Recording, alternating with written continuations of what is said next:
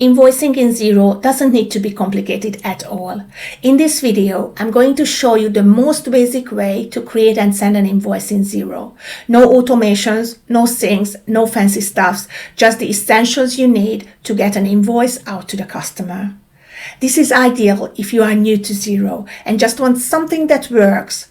As you progress on your Xero journey, you can, of course, add more features, customization, and automation later. But if you have just opened a new Xero file and want to send your first invoice, this is the right place to start. If we haven't met yet, I'm Christy, the bookkeeping tutor.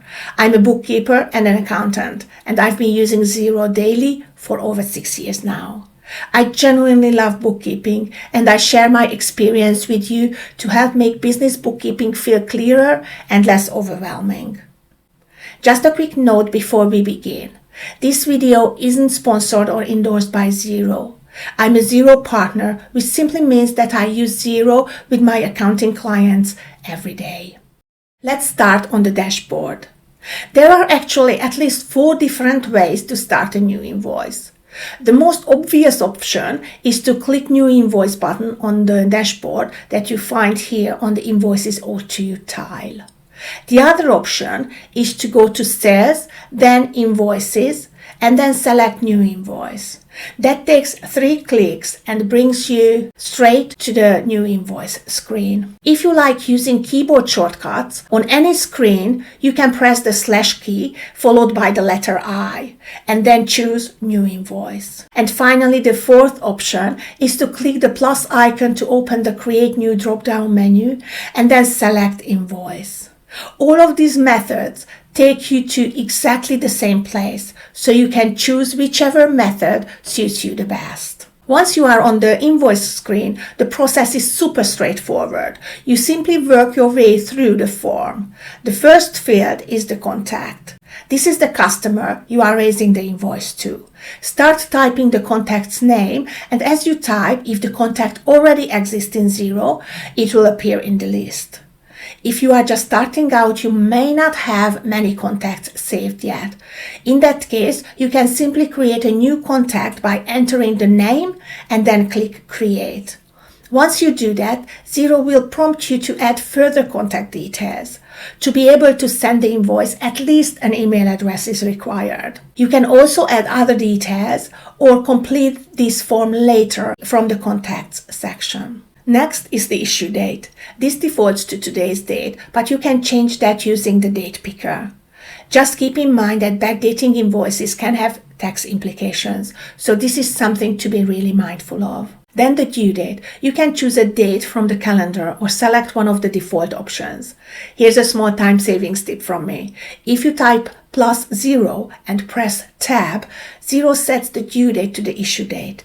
If you type +7, it sets to 7 days after the issue date. And you can use the same shortcut logic for other time frames as well. The invoice number is automatically generated based on the invoice settings. You can, of course, override it with your own numbering format if needed.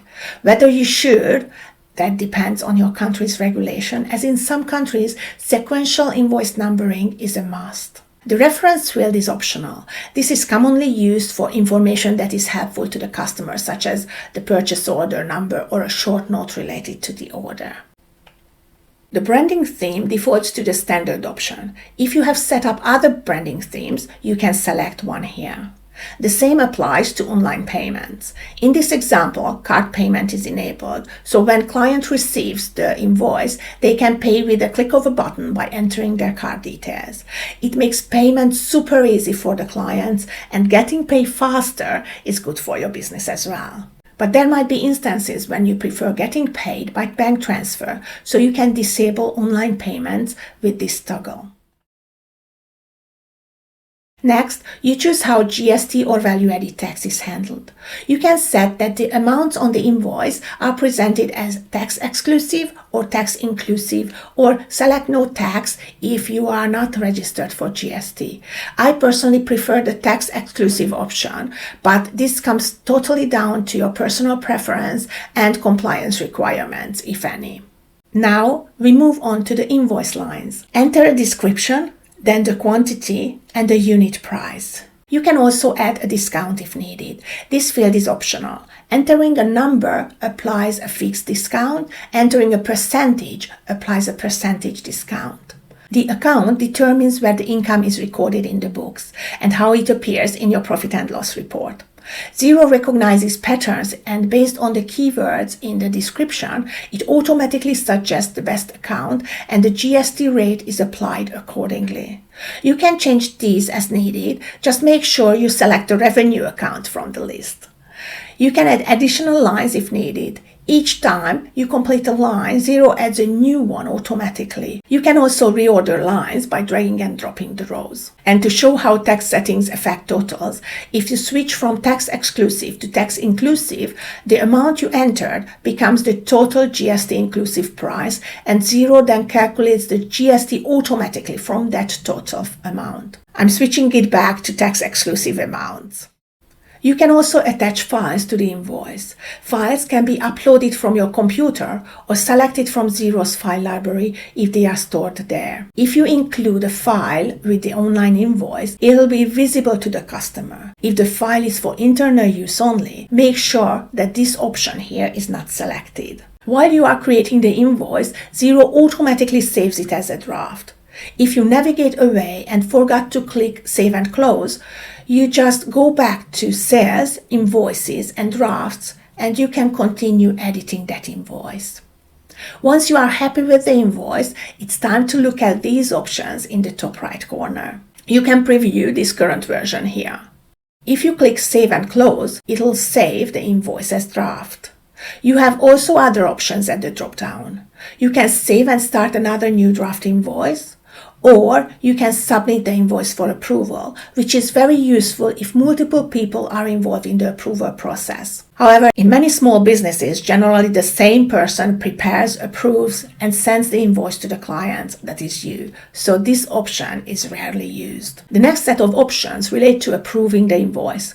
Approving an invoice means that it is officially recorded in the books, so the income appears in the profit and loss statement, and the outstanding amount appears in the accounts receivables on the balance sheet. In practice, from these options, you'll most often use either approve or approve and email options, depending on whether you want to send the invoice to the client immediately or not. I will choose approve and email now. Xero now creates an email draft. This email is not sent to the client yet, so you have a chance to review it, of course. On the left, you can customize the email and specific settings, and on the right, you can preview both the email and the PDF invoice. You can add additional recipients, and you also can select a different email template if you have one set up. You can also edit the subject line and the message manually if needed to personalize the email even further.